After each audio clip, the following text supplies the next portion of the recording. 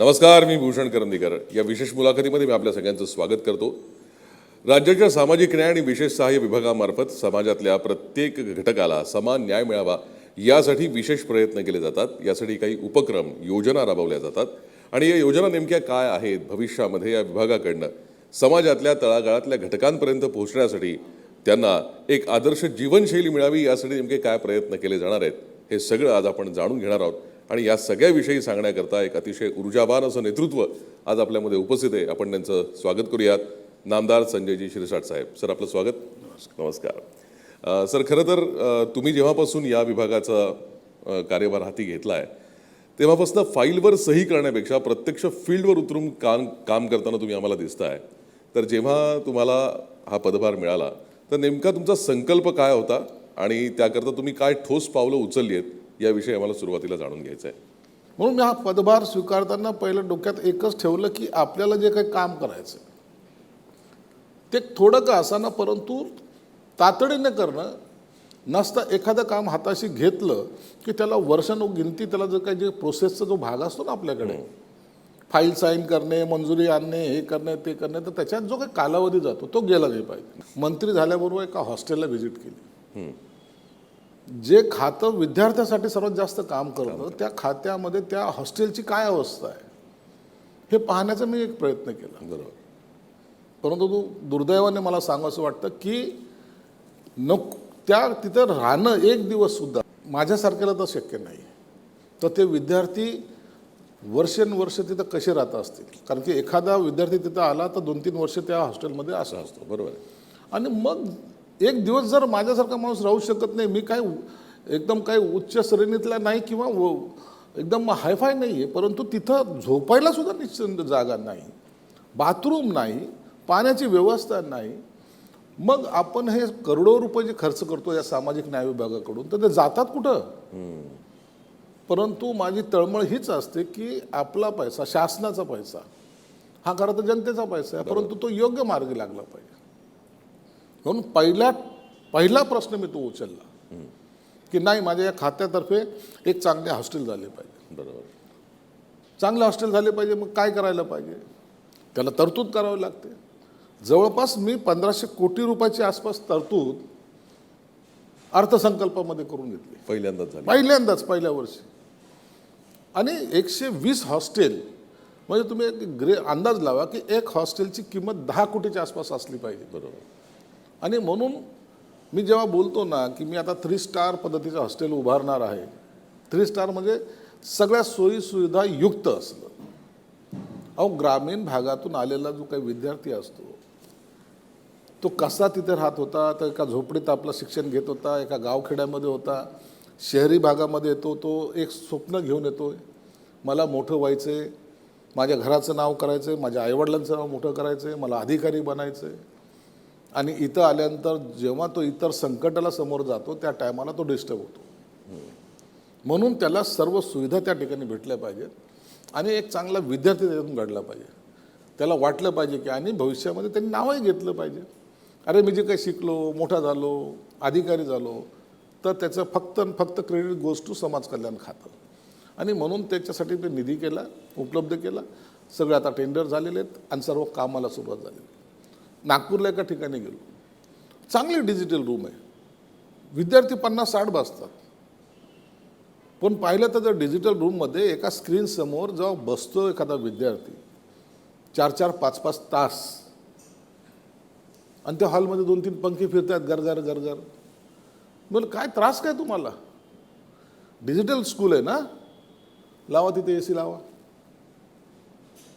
10 पंखे लावण्यापेक्षा 4 AC लावा. बरोबर. काय तुमच्या बिलामध्ये फरक पडला हो? विद्यार्थ्याला आणखी थोडंसं म्हणजे अभ्यास करताना थोडा ऊर्जा तरी येईल ना. लावले अधिकाऱ्यांनी AC. मुलं खुश झाले, टाळ्या वाजवल्या. का कसं सर तुम्ही आले बरं झालं. म्हणजे एक घोषणा केली आणि अधिकाऱ्यांनी त्याचं इम्प्लिमेंट केलं. आता हे वरळीला तुम्ही एकदा गेलो होते, तर मुलीचं हॉस्टेल आहे, 60 मुली तिथे. तिथे गेलो तर तिथे मुलीने सांगितलं, साहेब आम्हाला लॅपटॉप पाहिजे तो अभ्यासाला, आमचा अभ्यासक्रम असा आहे तसा आहे, आम्हाला थोडा लॅपटॉप पाहिजे. बरं ठीक आहे, फाईल सँक्शन करायचं भानगडीत पडू नका. किती पाहिजे? 6 लॅपटॉप पाहिजे. तेवढी तर आपली दानत आहे ना स्वतःची. बरोबर. स्वतःच्या पैशाने मी तिथं 6 लॅपटॉप देऊन टाकले. मुली खुश झाल्या. तुम्हाला या छोट्या गोष्टी जरी केल्या ना तर त्याचा परिणाम याच्यामध्ये फार मोठा होतो. म्हणून या समाज कल्याण विभागामध्ये काम करताना मला आनंद या गोष्टीचा आहे. अनेक योजना असतील, अनेक तुमच्या सर्व आहेत, ते कागदावर नको आपल्याला, अस्तित्वात कशा येतील याचा प्रयत्न मी केलेला आहे. मला वाटतं त्याचा सक्सेस आता मला मिळायला लागलेला आहे. खरं आहे. जसं आपण आत्ता सुरुवातीलाच म्हणालात की तुम्ही परखड बोलता, रोखठोक बोलता, तसेच तुम्ही बेधडक निर्णयसुद्धा घेतलेत, हे तुमच्या आत्ताच्या उत्तरातनं दिसून येत आहे. पण असाच एक अतिशय महत्त्वाचा निर्णय तुम्ही घेतला जो विशेषतः कलावंत आणि आंबेडकरी चळवळीतल्या कार्यकर्त्यांना खूप भावला, तो म्हणजे वामनदादा कर्डक यांच्या नावाने सुरू केलेला पुरस्कार. त्याविषयी आम्हाला थोडं सांगा. या चळवळीमध्ये, बाबासाहेब आंबेडकरांच्या चळवळीमध्ये अनेक असे कार्यकर्ते आहेत जे गावखेडी काम करतात, स्वतःला झोकून देतात, बाबासाहेबांचे विचार पोहोचवण्याचा प्रयत्न करतात, व्यसनमुक्तीचा प्रचार करतात, समाज शिकला पाहिजे म्हणून त्याच्यावर प्रबोधन करतात. अनेक वर्षे आता मी जेव्हा समाज भूषण पुरस्कार द्यायचा होता ना मला, मागे तुम्हाला एक झालं, तो पुरस्काराबद्दल सांगतो. बाबासाहेब आंबेडकर समाज भूषण पुरस्कार. अहो, माझ्याकडे जे काही त्यांचे बायोडाटे आले ना, हे इतकाले गठ्ठे होते त्यांचे, गठ्ठे. बापरे. काय काय कामं केली आणि केव्हापासून करतायत ते. म्हातारे झालेत होते लोक. आणि साहेब, आम्हाला हा पुरस्कार मिळाला तर बाबासाहेबांच्या साठी आम्ही जे काही योगदान दिलं त्याचा सन्मान झाल्यासारखं आम्हाला वाटेल, एवढंच आम्हाला अपेक्षा आहे. मी काय केलं, निर्णय बदलले. बरोबर. त्यांचं बक्षीस कितीचं होतं, 25,000चं. मी त्याला 75,000 केले. अच्छा. मग आता पुरस्कार द्यायचा तर आमच्याकडे कशी पद्धत आहे की कुठेतरी त्याला पुरस्काराला बोलवायचं, पुरस्कार द्यायचा, फोटो काढायचा आणि जाऊ द्यायचं. मी तसं नाही केलं. त्यांना मुंबईला बोलवलं. अच्छा. माझा प्रत्येक अधिकारी त्याच्या घरापासून ते इथपर्यंत पोहोचेपर्यंत त्याच्या संपर्कात होता. जो पुरस्कर्ता आहे त्याच्या फॅमिलीतला एक जण हा त्याच्याबरोबर आला पाहिजे. आणला इकडं मुंबईला. कुठं ठेवलं, ट्रायडन हॉटेलला. हां. वा. दुसऱ्या दिवशी त्यांना मुंबई दर्शन, त्यांचा सन्मान आणि त्यांना पुरस्कार. मग माझ्या डोक्यात आलं की असाच पुरस्कार आणखीन काय करता येईल का. मग आले वामनदादा कर्डक माझ्या लक्षात. वामनदादा कर्डक, बाबासाहेबांनी ज्या चळवळ सुरू केल्या, ज्या इतक्या पोचवल्यात, भाषणं त्यांचे अनेक आहेत, त्यांचे अनेक पुस्तकं आहेत, वाचणाऱ्याची संख्या कमी आहे. परंतु वामनदादाचं गाणं ऐकलं नाही असं ग्रामीण भागापासून शहरी भागापर्यंत माणूस नाही असं कधीच नाही. बरोबर आहे. म्हणून म्हटलं की वामनदादांचा, त्यांनी खऱ्या अर्थानं बाबासाहेब हे सामान्य माणसाच्या हृदयामध्ये कोरले. बरोबर. म्हणून त्यांच्या नावाने आपण पुरस्कार दिला पाहिजे. म्हणून मी आता हे 6 पुरस्कार वेगळे केले, ओके. डिव्हिजन वाईज प्रत्येकाला. आणि ते पुरस्कार देतोय मी. आणि मला एक आनंद आहे, तुम्हाला सांगायला आनंद वाटेल, त्याच वामनदादा कर्डकांचं देशवंडी म्हणून सिन्नर तालुक्यामध्ये एक गाव आहे, फार 1001 लोकसंख्येचं असेल ते. तिथे त्यांचं स्मारक मी उभं करतोय आणि जवळपास 14 कोटी रुपयाचा खर्च त्या ठिकाणी मी करतोय. त्यांचं जीवनचरित्र, त्यांचं सर्व. आणि आनंद आहे की आता परवा दिवशीच मी त्याचं भूमिपूजन केलं. भुजबळ साहेब होते, रामदास आठवले होते, तिथलचे खासदार होते, माणिकराव कोकाटे होते, सर्व दादा भुसे होते. आम्ही सर्वांनी मिळून, आणि त्या गावामध्ये पहिल्यांदा इतके लोक आले. हे गावकरी सांगतात की आमच्या गावाने इतके लोक पहिल्यांदा पाहिले. हो. म्हणजे महाराष्ट्रातून लोक काही तिथं आले होते तेव्हा फक्त भूमिपूजनाच्या कार्यक्रमाला. म्हणून असं जे आहे, ज्यांनी समाजासाठी योगदान दिलेलं आहे, ज्यांनी खऱ्या अर्थानं स्वतःला झोकून दिलं आहे, त्यांना कधीतरी आपण त्याचा विचार केला पाहिजे का नाही. फक्त नाव घ्यायचं, सोडून द्यायचं. मला आता कोणी विचारणार नव्हतं की वामनदादा स्मारक नाही केलं तर काय झालं असतं. नाही, काही नसतं झालं. परंतु मी ते केलं, त्यांच्या नातेवाईकाला बोलवलं. महत्त्वाचं सांगतो, त्याच वामनदादाच्या घरी आजही तीच गरिबी आहे. त्यांचा मुलगा मला भेटला, त्यांची नात मला भेटली. शिक्षण झालेलं आहे, पण त्या नातीला आज काम नाही आहे. आजपासून तिला मी समाज कल्याण विभागामध्ये कामाला सुद्धा जॉबसुद्धा तिला दिला आहे. क्या बात. हे केलं पाहिजे. खरी गोष्ट. माझ्या हातात जे आहे ना ते मी केलं. बरोबर. म्हणून मला वाटतं हे काम करताना तो एक आनंद वेगळा असतो. वामन दादाला मागील मुख्यमंत्र्यांनी घर सुशील कुमार शिंदे असताना अलॉट केलेलं, परंतु आजपर्यंत ते मिळालं नाही. माझा प्रयत्न आहे की त्याच्या कुटुंबाला आता घर द्यायचं आहे. तो प्रस्तावसुद्धा मी पुढे एक 8-10 दिवसामध्ये आणेल आणि त्या कुटुंबाला राहायला घर नाही, आज किरायाच्या घरात राहतात ते, त्यांना घर द्यायचा सुद्धा माझा मानस आहे. क्या बात. हा खऱ्या अर्थाने प्रत्येक समाजातल्या घटकाला मिळणारा न्याय आहे. तुम्ही एक स्वाधार योजना लागू केली आहे. हिचा गरजू विद्यार्थ्यांना कसा आधार मिळतोय आणि याच्याशिवाय काही योजना तुम्ही जाहीर केल्यात का? स्वाधार योजना ही टेम्पररी योजना आहे खरं तर. अच्छा. ह्या योजनेमुळे विद्यार्थ्यांना पूर्णपणे फायदा होतो असं माझं मतच नाही मुळात. परंतु झालं काय की विद्यार्थ्यांची संख्या जास्त आणि ॲडमिशनची लिमिटेशन्स, त्याच्यामुळे त्या स्वाधार योजनेमध्ये त्यांना आम्ही 6-6.5 हजार रुपये देतो. आता विचार करा, तालुक्याचं ठिकाण असेल का शहरी ठिकाण असेल, 6.5 हजार मग तो रूमचं भाडं काय देणार, खाणार काय, जाणार लांब तर घराजवळ बाजूजवळ तर कॉलेज नसणार आहे किंवा हे नसणार आहे, मग तो करेल काय त्या 6.5 हजारमध्ये. परंतु तरी त्याला एक दिलासा म्हणून मग ते काही विद्यार्थी 4 विद्यार्थी एकत्र येतात, एक रूम घेतात, त्याच्यात ते राहतात. परंतु ती अवस्था ठीक नाही आहे. म्हणून तुम्हाला सांगितलं ना की मी जे काही हॉस्टेलचं निर्मिती करायला लागलो आहे त्याच्यामध्ये किती विद्यार्थी सामावले जातील, जवळपास 20 ते 25 हजार विद्यार्थी त्याच्यामध्ये येतील नवीन. अच्छा. आता आमच्याकडे सध्याला 55,000 विद्यार्थी आहेत. त्याच्यामध्ये 20-25 हजारचा हा वेगळा ह्या वर्षभरा 1 वर्ष सव्वा वर्षामध्ये पुन्हा त्यांच्यासाठी जागा देतो. ओके. म्हणून 25,000 विद्यार्थी जे स्वाधार योजनेचा लाभ घेतात ना, आता नाविलाज असतं त्यांना आम्हाला ते करावं लागतं. बरोबर. परंतु त्यांना जर पुन्हा ही फॅसिलिटी दिली, आता हॉस्टेलमध्ये बघा किती वेगवेगळे प्रकार आहेत. हॉस्टेलमध्ये जेवणाचा प्रत्येक विद्यार्थ्यामागचा आमचा खर्च किती आहे, 5,500 रुपये. ओके. 5,500 रुपये देतोय आम्ही. कुणाला? ठेकेदाराला. ठेकेदाराला. अच्छा. राहायची व्यवस्था आमच्याकडे आहे, आंघोळीची व्यवस्था सर्व आहे, सर्व आमच्याकडे, लायब्ररी आमच्याकडे आहे आणि 5,500 रुपये देतो. आणि तो विद्यार्थी जर बाहेर राहिला तर त्याला किती देतो? 6,000 रुपये. 6,000 रुपये देतो. म्हणजे आहे की नाही फरक? बरोबर.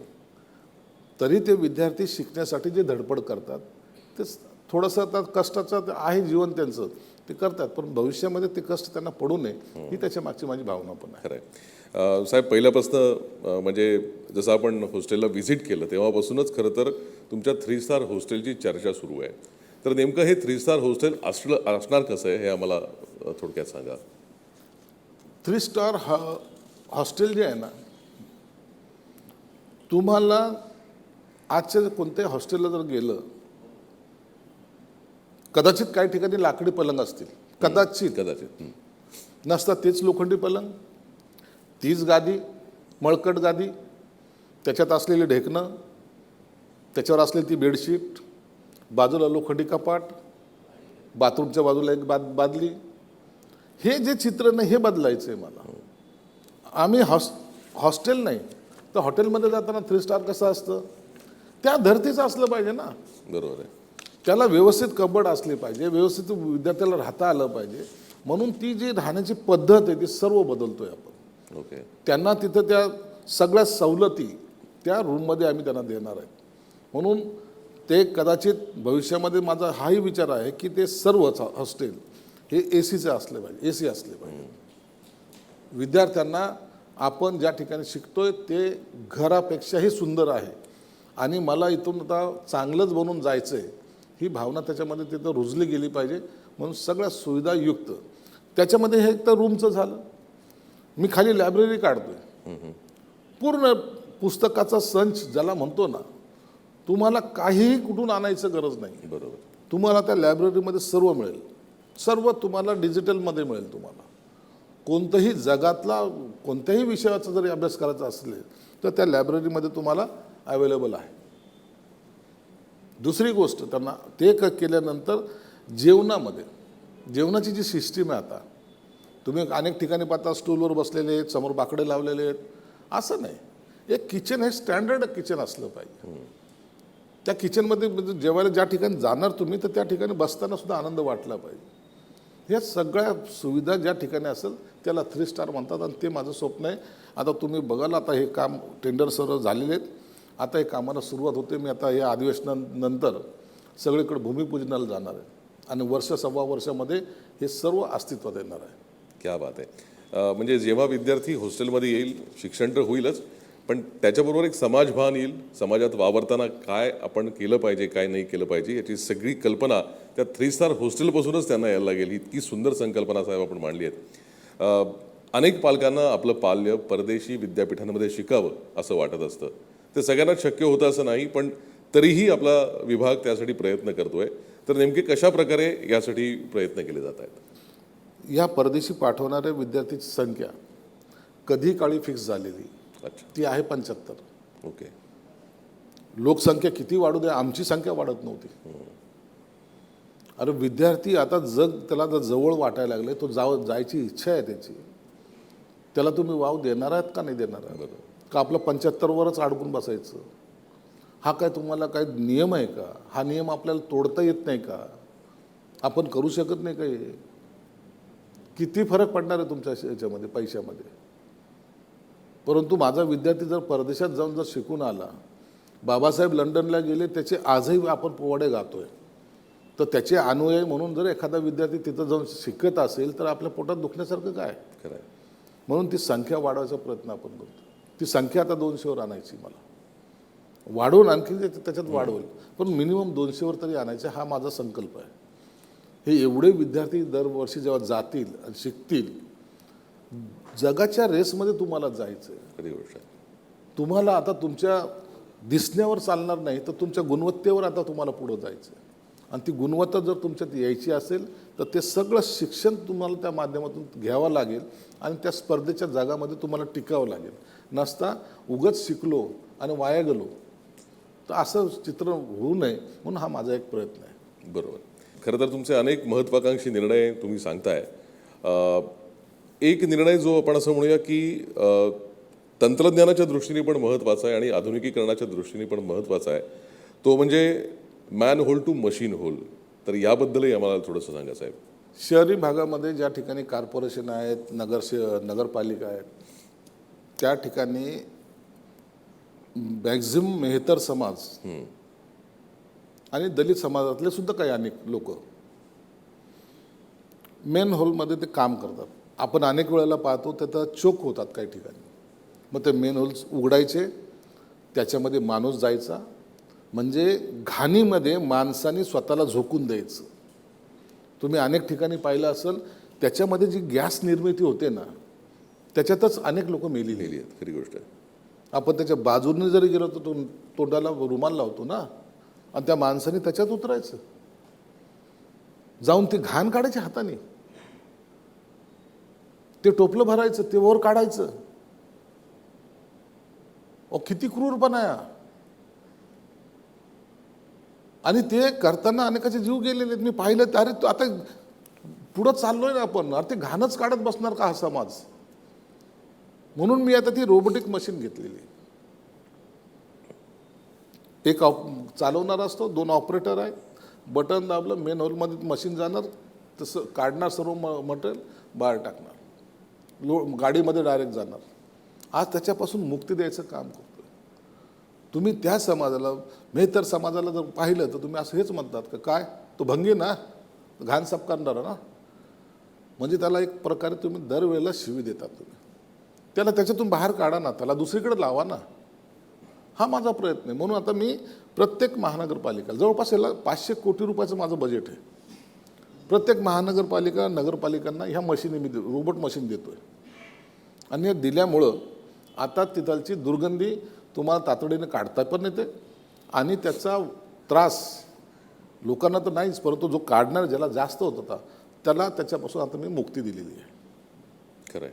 एक अत्यंत मानवतावादी असा हा निर्णय आहे आणि तो लवकरात लवकर अंमलात यावा अशी सगळ्यांची इच्छा आहे. साहेब, तृतीयपंथी समाजाला हक्काचं ओळखपत्र आणि रोजगार याविषयी आपण एक निर्णय घेतला आहे, तर त्याविषयी आम्हाला थोडंसं सांगाल. तृतीयपंथी जवळपास महाराष्ट्रामध्ये आम्ही जो काही सर्वे केला आहे त्याच्यात ते 40,000च्या आसपास आहे. तुम्ही कधीतरी बसस्टॉपवर जातात, पाहतात, ते टाळी वाजवतात, मग तुम्ही 10-5 रुपये देता. ते त्यांचं जीवन, त्यांचं कसे राहतात, काय राहतात. काही ठिकाणी त्यांना ज्या पद्धतीने हीन वागणूक दिली जाते तेही आपण पाहतो. परंतु त्यांची खरंच ते करायची तयारी आहे का? त्याच्यातून त्यांना बाहेर निघायचं आहे का? माझ्याकडे जेव्हा मी कमिटी स्थापन केली ना, आम्ही काही शिकलेलो नाही, इतक्या डिग्र्या घेतलेले लोक तृतीयपंथी माझ्याकडे आले होते. आणि त्यांनी सांगितलं की काही ठिकाणी त्यांना बोलवतात व्याख्यानं द्यायला, आणि फडफड इंग्लिशमध्ये ते व्याख्यान देतात 2-2 तास, आणि वेगवेगळ्या विषयावर देतात. म्हणजे मला त्यांच्याकडे पाहून माझ्या स्वतःची दया आली, अरे मी यांच्यासारखं शिकलो तरी पाहिजे होतो. परंतु त्यांना आपण या मेन स्ट्रीम लाईनमध्ये आणायचा कधीच प्रयत्न केला नाही. काही शिकलेले डॉक्टर्स आहेत, PhD आहेत, काय अनेक डिग्र्यांचे लोक मी पाहिलेले आहेत. परंतु त्यांना जर आणायचं तर मग मी एक स्कीम काढली. तुम्हाला करायचं का हे नाक्यावर उभं राहणं बंद करायचं का? चला मी तुम्हाला बिझनेसला पैसे देतो, तुम्ही माझ्या लाईनमध्ये या. 50,000पासून 2 लाखापर्यंत छोटा करायचा 50,000 रुपये तुम्हाला देतो आम्ही. त्याच्यापेक्षा मोठा करायचा 2 लाखाचा करायचा आहे, 2 लाख रुपये देतोय. त्या 2 लाखामध्ये तुमचं भाग भांडवल 5% असणार, 60% आम्ही देणार आहोत. बाकीचे जे काय ते लोन म्हणून त्यांना देणार आहोत. आणि असं करून त्यांना 2 लाखाचा कर्ज, 2 लाखाच्या ह्याच्यामध्ये त्यांना छोटा मोठा व्यवसाय करायला वाव मिळेल. त्याच्याही पेक्षा जर त्यांनी त्यात डेव्हलप केलं, 4-5 जण जर एकत्र आलं तर त्यांना 10-15 लाखाचं लोन सुद्धा आम्ही देतोय, आणि त्यात सबसिडी आहे. बरोबर. डायरेक्ट त्यांना म्हणजे डायरेक्ट लाभ आहे त्यांना. आता ॲप्लिकेशन तर यायला सुरुवात झालीत. भविष्यामध्ये एखादा हे तृतीयपंथमधला एक वर्ग असा असेल की तो या बिझनेसमध्ये आपल्याला सगळीकडे पाहायला मिळेल. आणि दरवर्षी आता आमचं प्रमाण आम्ही असं ठरवलं, टार्गेट ठरवलं आहे की दरवर्षी किमान 1000 लोकांना, जेवढे जास्त येतील त्यांना देऊच देऊ, बरोबर, पण किमान 1000 लोकांना आम्हाला रोजगार द्यायचा आहे. ओके. म्हणून एक समाजामध्ये येण्यासाठी आपण अनेक वेळेला व्याख्यान देतो, त्यांच्याबद्दल आपुलकी दाखवतो, परंतु आणायचा कधी प्रयत्न करत नाही. 10 रुपयाची नोट हातात दिली की आपलं काम संपलं, पुण्यकर्म झालं असं आपण समजतो. ते नाही पाहिजे आपल्याला. त्यांना ह्याच्यात आणतोय. आणि मला या गोष्टीचा आनंद राहील की यावर्षी जेव्हा आम्ही देऊ तर ती संख्या वाढत झाली पाहिजे. ही स्टॉपवरचे इकडं तिकडचे जे काही मला दिसतात, हा सर्व प्रकार बंद होऊन मेन समाजाच्या या लाईनमध्ये ते सुद्धा एक सन्मानाने जगतील असं माझं अपेक्षा आहे. खरं आहे साहेब. आपण म्हणाल की त्यांना आपण म्हणजे कर्ज पण देऊ, त्यांना निधी पण देऊ, पण याच्या व्यतिरिक्त काही स्किल डेव्हलपमेंटसाठी त्यांच्या प्रयत्न करण्याचा काही विचार आहे? त्यांना करतो ना आपण, त्यांच्याकडूनच प्रोजेक्ट मागवतोय. अच्छा. तुम्हाला असं बघा, प्रत्येकाची चॉईस वेगळी आहे. आम्ही त्यांना सांगतोय तुम्हाला कशामध्ये इंटरेस्ट आहे तर तुम्ही आम्हाला सांगा. माझी स्कीम मी तुमच्यावर राबवणार नाही. बरोबर. तुम्हाला ज्या क्षेत्रामध्ये आवड आहे ते मला सांगा, त्या पद्धतीने मी तुमच्यासाठी मदत करेल. ओके. म्हणून एखादी स्कीम आपण काढतो ना तर ही शासनाची स्कीम आहे, ही अटी या शर्ती, बरोबर, असं नसतं. यांच्यासाठी अटी शर्ती नाही, तुम्ही सांगा त्या पद्धतीने तुम्हाला स्कीममध्ये आम्ही तुम्हाला ॲडजस्ट करू. म्हणून एक वेगळा प्रकार त्यांच्यासाठी खास करून आम्ही ठेवलेला आहे. येस. असाच एक आणखीन एक वर्ग आहे महाराष्ट्राच्या ग्रामीण अर्थव्यवस्थेमध्ये महत्त्वाचं योगदान देणार, तो म्हणजे ऊसतोड कामगार. त्यांच्या मुलांचं शिक्षणाचा नेहमीच प्रश्न उभा राहतो, कारण त्यांचं स्थलांतर होत असतं. तर त्या दृष्टीनं आपण काही प्रयत्न करताय? ऊसतोड कामगार हा फक्त बीड किंवा मराठवाड्यापुरता मर्यादित नाही आहे. तो खानदेशमध्ये पण आहे, तो कोल्हापूरचा पण आहे, तो विदर्भातला पण आहे. आणि हे ऊसतोड कामगार जेव्हा जातात ना 4-4, 6-6 महिने ठिकाणी, त्यांना कुठेही काही नाही, ते विंचवाचं बिरडा पाठीशी असं त्या पद्धतीचं त्यांचं कामं असतं. ते कासवाचं बिरड पाठीशी वगैरे काय म्हणतात ते. त्यांच्यासाठी आता आम्ही एक हॉस्टेलची निर्मिती करायला लागलेलो आहे. आता हे 2-3 दिवसातच तुम्हाला त्याचा परिणामसुद्धा दिसतोय की आम्ही अनेक ठिकाणी त्यांच्या त्या मुलांसाठी, ऊसतोड कामगारात तुम्ही जातायत, ओके, तुमची मुलं आमच्याकडे शिकायला द्या, आम्ही त्यांचं पालनपोषण करू. म्हणून त्यांच्या हॉस्टेलची निर्मिती आपण करतोय. जवळपास 11 हॉस्टेल आता आपण तयार करतोय. दुसरं, जे ऊसतोड कामगार आहेत ना त्यांच्यासाठी सुद्धा वेगवेगळे आम्ही जे काही सुविधा त्यांना दिल्या पाहिजेत. ऊसतोड कामगार ते शेतामध्ये जातो, शेतामध्ये त्याला साप निघतो, डसतो, मरतो, त्याला कोणताही पायामध्ये साधे बूटसुद्धा नसतात. हँडग्लोव्स तर सोडा, पायामध्ये बूटही नसतात. तसाच तो जातो त्या चिखलामध्ये, तो ऊस तोडतो, आणतो, म्हणजे जी काही मेहनत आहे त्यांच्यासाठी हे सर्व साहित्यसुद्धा आता आम्ही द्यायला लागलेलो. गमबूट टाईप त्याला मोठाले बूट आहेत, हातात सॉक्स आहेत, आणि तो कामगार वाटा होतो, तो तुमचा गुलाम नाही आहे. तर तो खऱ्या अर्थानं तुम्हाला जो सहकार्य करणारा कामगार आहे त्याच्या जीवनामध्ये हा बदल करण्याचा सुद्धा आम्ही प्रयत्न करतो.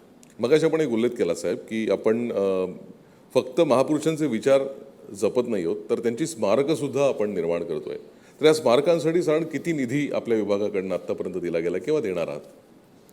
बघा, स्मारकासाठी निधी आता मी महाडचा 14 तळे तुम्ही सर्वजण ऐकलेलं आहे, सर्वजणांना जाणीव आहे. बाबासाहेबांनी ज्या आंदोलनाची सुरुवात खऱ्या अर्थानं महाडच्या 14 तळ्याच्या त्या तिथून सत्याग्रहापासून केलेली. लाखो भाविक आहेत. हा जो समाज आहे, दलित समाज, हा भावनिक जास्त आहे.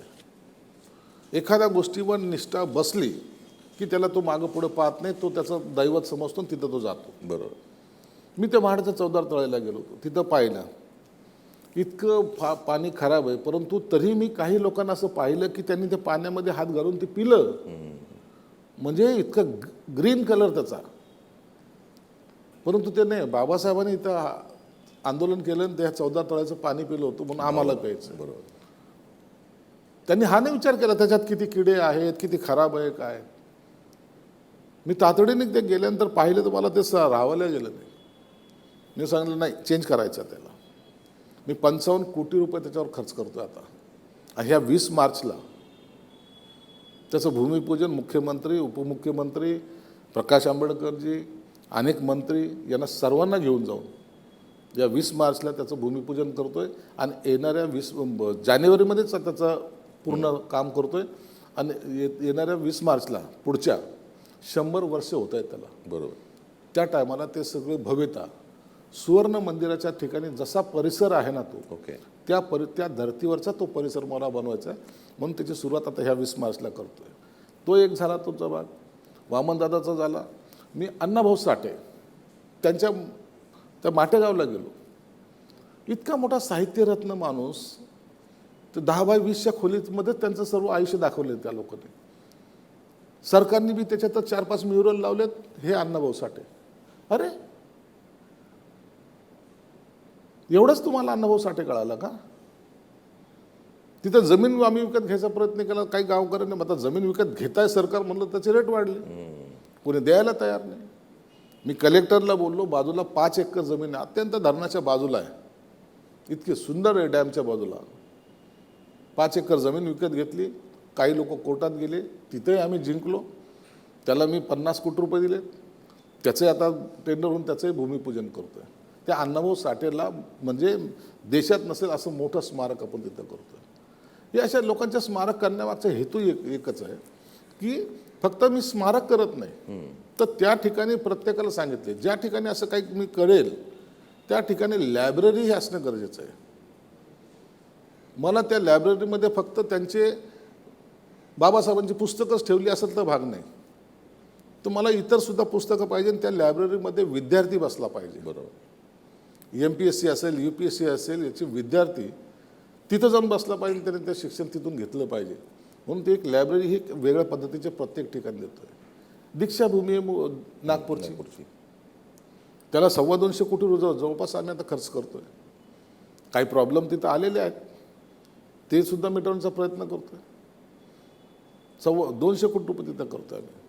आणि आता हे जे हॉस्टेलची जेव्हा निर्मिती होईल, त्याच्याबरोबर ह्या महापुरुषांचे पुतळे असतील किंवा त्यांचं आठवण म्हणून आपण अनेक ठिकाणी ज्या ज्या ठिकाणी आवश्यकता आहे त्या त्या ठिकाणी मोठाले सभागृह ज्याला म्हणतो आपण, छोटे सभागृह नाही ते, मग ते सभागृह छोटे बांधले ना त्याचा यूज होत नाही. 6 महिन्यांमध्ये त्याचा वाट लागते.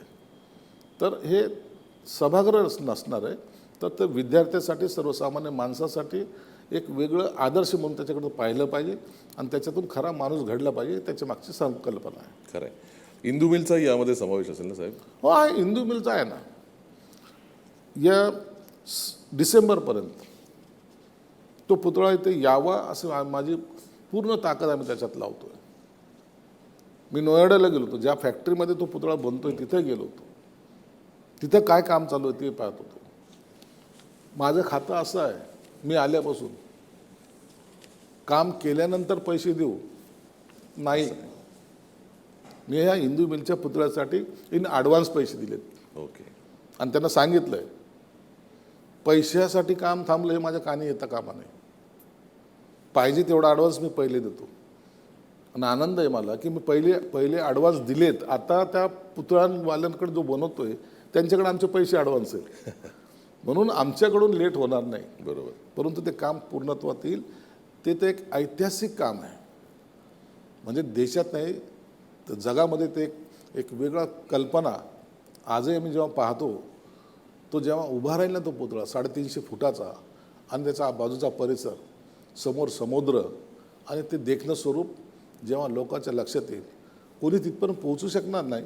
परंतु ते पाहताना खऱ्या अर्थानं बाबासाहेबाला अभिवादन प्रत्येक माणूस हा मनापासून करेल.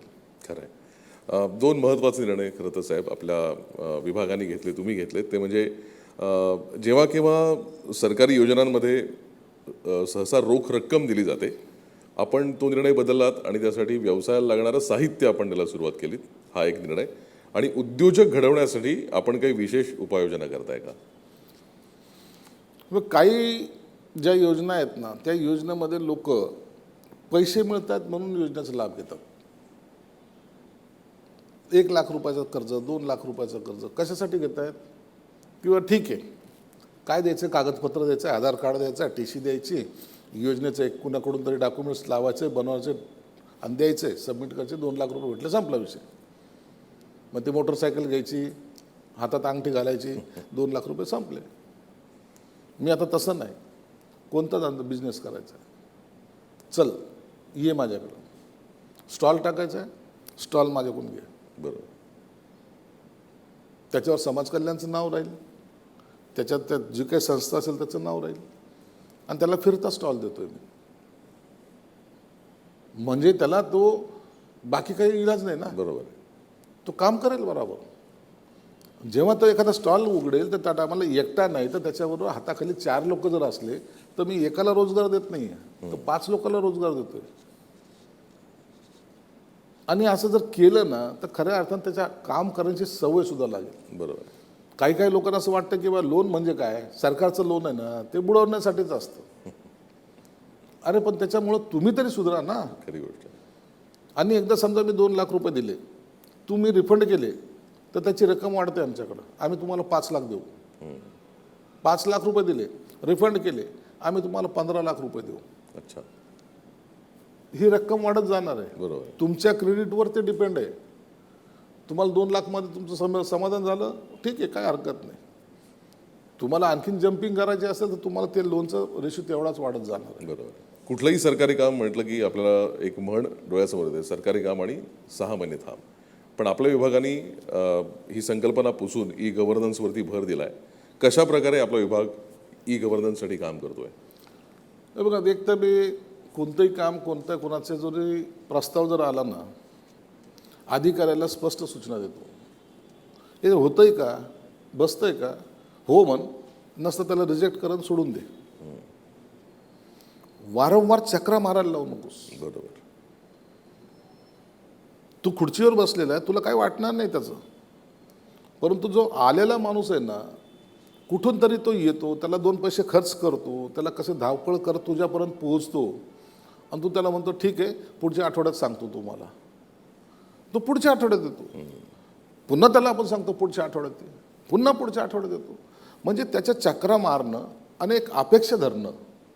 पैसा तो जातोच जातो, वेळ जातोच जातो, परंतु त्याच्या जो अपेक्षा असतात ना, त्या अपेक्षा जर 6 महिन्यानंतर आपण भंग केल्या तर मग तो आयुष्यामध्ये तो सुद्धा उभा राहणार नाही. म्हणून तू पहिल्या दिवशी त्याला सांग होतंय का तर कर. आणि मग असे प्रस्ताव पहिले बाय हँड यायचे, आता त्यांना मी ऑनलाईन घेतलेत. ओके. तुम्हाला ताबडतोब रिजेक्ट होण्याचं कारण सुद्धा द्यावं लागतं आता. जर मंजूर करायचं असेल तर त्याचंही तुम्हाला कारण तुम्हाला देता येतं. म्हणून अशामुळे आता बसल्या जागी एका ठिकाणाहून तुम्हाला फाईलसुद्धा मुवमेंट तुमची करता येते. आणि त्याचं उत्तरसुद्धा तुम्हाला मागता येतं. म्हणून आता चक्रा मारणं हा जो प्रकार आहे तो बंद. त्याच्यामुळं काय होतं, एक तर येणारा जो त्रासलेला माणूस असतो मग त्याच्यामध्ये मग भ्रष्टाचाराला सुरुवात सुद्धा होते. बरोबर आहे. मग चपराशाला 100 रुपये दे, मग याला काहीतरी कर, मग तुम्ही पाहतायत मग असे वेगळे वेगळे प्रकार समोर येतात. त्याला सुद्धा त्यामुळं पाबंद बसेल. एक शेवटचा प्रश्न सर जाताना, राज्यातल्या जनतेला आणि विशेषतः आपल्या विभागाच्या योजनांच्या केंद्रस्थानी असलेल्यांना आपण काय संदेश द्याल? हे बघा, मी सर्वांना एक सांगतो, सरकार योजना आणतंय हे तुमच्यामध्ये चेंजेस येण्यासाठी, तुमचं आयुष्यमान चांगलं होण्यासाठी. त्याचा योग्य पद्धतीने वापर करून घ्या. योजना याचा अर्थ लूट नव्हे, तर तो स्वतःला डेव्हलप करण्यासाठी सरकारने केलेली ती मदत आहे. त्याचा चांगल्या पद्धतीने तुम्ही वापर करून घ्या. आणि हे करताना अधिकारींसुद्धा, अनेक जे अधिकारी असतात त्यांनासुद्धा मी सांगत असतो, ही वेळ आज त्यांच्यावर आहे, कधी काळी ही तुमच्यावर सुद्धा होती. म्हणून येणारा प्रत्येक माणूस हा गरजूवंत तर आहेच आहे, परंतु त्याला एकदम टाकाऊ किंवा त्याला एखादा वेगळ्या अँगलने पाहणं हा दृष्टिकोन तुम्ही बदलला पाहिजे. अधिकारी आहात याचा अर्थ ते येणारा माणूस हा तुमचा गुलाम नाही, तर तो सुद्धा या सरकारमधला एक पार्ट आहे. म्हणून त्याच्याकडे लक्ष देताना आपलं महत्त्वाचं त्याचं काम ते आपल्यासाठी महत्त्वाचं आहे या दृष्टिकोनातून ते काम केलं पाहिजे. तुम्हाला एक सांगायचं राहून गेलं की मी आता एक 2 गोष्टीचा तुम्हाला उल्लेख करणार आहे. माझ्याकडे पहिले जात पडताळणी समिती होती. महाराष्ट्रामध्ये किती अधिकारी असतील? 4. जात पडताळणी समितीला अध्यक्ष किती? 4. म्हणजे एका विभागाला 1. म्हणजे तुम्हाला मुख्यमंत्र्याला शोधणं सोपं, पण त्या अधिकाऱ्याला शोधणं म्हणजे ते अवघड होतं. खरी गोष्ट आहे. सुदैवानं मी आल्यानंतर त्याच्यामध्ये मी थोडासा पुढाकार घेतला. 4 अधिकाऱ्यावर चालणार नाही. जात पडताळणी पोराचे ते प्रमाणपत्र काढायचे असतात, त्याचं शिक्षणाचं वर्ष वाया जात असतं. काही लोकांचे वेगवेगळे कारणं असतात, नोकरीचे कारणं असतात. त्या 4ची संख्या आज किती? माझ्याकडे 32 लोक माझ्याकडे अधिकारी आहेत. आणि प्रत्येक विभागामध्ये, जिल्ह्यामध्ये सगळीकडे माझे अधिकारी आज कार्यरत आहेत. म्हणून आता जात पडताळणीला टाईम लागत नाही. बरोबर. दुसरं एक महत्त्वाचं मी एक काम केलं की ॲट्रॉसिटी जे ॲक्ट आहे आपल्याकडं, त्यामध्ये असं झालेलं आहे की गावखेड्यामध्ये असेल किंवा शहरी भागामध्ये काही तालुक्यामध्ये खून झाला दलित समाजातल्या कोणाचा, कुटुंबातल्या व्यक्तीचा, ॲट्रॉसिटीचा गुन्हा दाखल झाला आहे, त्यांना काही मदत नाही. केस चालले आहेत, काही दिवसांतर ती केस विड्रॉ होऊन जाते, साक्षीदार फुटतात वगैरे वगैरे वगैरे. आता मी त्याच्यात बदल केला आहे. कॅबिनेटमध्ये मंजुरी घेतली आणि ह्या 8-10 दिवसानंतर मुख्यमंत्र्यांच्या हस्तेच पहिले नोकरीचं प्रमाणपत्रसुद्धा, अपॉइंटमेंट लेटर ज्याला म्हणतात, ते द्यायचं मी प्रयत्न करतो आहे. 889 केसेस आमच्याकडे पेंडिंग होत्या. हो. 2012 पासूनच्या मी त्या सगळ्या निकाली काढल्या. 889 कुटुंबातल्या एका व्यक्तीला सरकारी नोकरी, तेही माझ्या खात्यामध्ये मी दिली. ज्या कुटुंबातला दिवा विझलेला आहे, ज्यांचा खून झालेला आहे, त्यांच्याकडे कोणी पाहत नाही. पुढारी लोक आम्ही असतो ना, जाऊन एक दिवसाची सहानुभूती देऊन येतो, नंतर त्या कुटुंबाकडे कोणी पाहतसुद्धा नाही. तर अशा कुटुंबाला आम्ही सगळं जमा केलं, माहिती जमा केली आणि 889 कुटुंबाला आता नोकरीमध्ये सामावून घेतो आहे. आणि ह्या महिन्यामध्येच, फक्त मुख्यमंत्र्याची वेळेच्या अभावामुळे थोडं थांबलं आहे, या महिन्यामध्ये तेवढ्या कुटुंबाला सरकारी नोकरी परमानंट ही माझ्या खात्यामध्ये मी देतो आहे. हे 2 अत्यंत महत्त्वाचे मी निर्णय घेतलेले आहेत. म्हणून आता त्या लोकांना सुद्धा वाटतं की नाही, हे खातं, समाज कल्याण खातं काहीतरी ॲक्टिव्ह आहे. बरोबर. आणि मला त्याचा अभिमान आहे. माझे अधिकारीसुद्धा आता त्यांचीसुद्धा मरगळ गेलेली आहे. सर्वजण चांगले काम करत आहेत आणि त्यांना माहिती आहे की आपला मंत्री जेवढा प्रेम करतो तेवढा खडूस पण आहे आणि तेवढा टाईट पण आहे. म्हणून ते अधिकारी तसं त्यांच्यावर प्रेशर पण असतं आणि ते सहकारी म्हणून सुद्धा मला मानतात. खरं. म्हणून ह्या दोन्ही अँगलनी मी काम करतो. म्हणून आजचा जो समाज खात्याचा जो सक्सेस आहे त्यासाठी हे सर्वजण जबाबदार आहेत, म्हणून मी त्यांचं सुद्धा अभिनंदन करेल. बरोबर आहे. खरं तर जसं तुम्ही म्हणालात की तुम्ही जितके शिस्तीचे आहात तितकेच तुम्ही मायाळू पण आहात आणि त्यामुळे याचे विभागातले अधिकारीसुद्धा आता तितक्याच सक्षमतेने आणि तत्परतेने कामाला लागलेले आहेत. तुम्ही घेतलेले निर्णय आणि त्याची होणारी अंमलबजावणी हे पाहता या पुढच्या काळामध्ये समाजातल्या प्रत्येक घटकाला समान न्याय मिळेल असा विश्वास सध्या तरी निर्माण झालेला आहे. तुमच्या या सगळ्या पुढच्या वाटचालीसाठी शुभेच्छा. तुम्ही आज वेळात वेळ काढून ही मुलाखत आम्हाला दिलीत त्याबद्दल आपले मनापासून आभार. आपलंही मनापासून आभार. खरं तर हे मनातलं आम्ही जे काही काम करतो हे इतरांपर्यंत पोहोचवलं गेलं पाहिजे, कळालं पाहिजे. चुकलं तर त्यांच्याकडून काही सूचना आल्या पाहिजे, ही त्याच्या मागची आमची भावना असते. बरोबर. मला वाटतं हा तुमचा कार्यक्रम पाहिल्यानंतर निश्चितच काही सूचनासुद्धा आम्हाला मिळतील आणि काही आशीर्वादही मिळतील. त्यासाठी तुमच्या सर्वांच्या मनापासून आभार. धन्यवाद.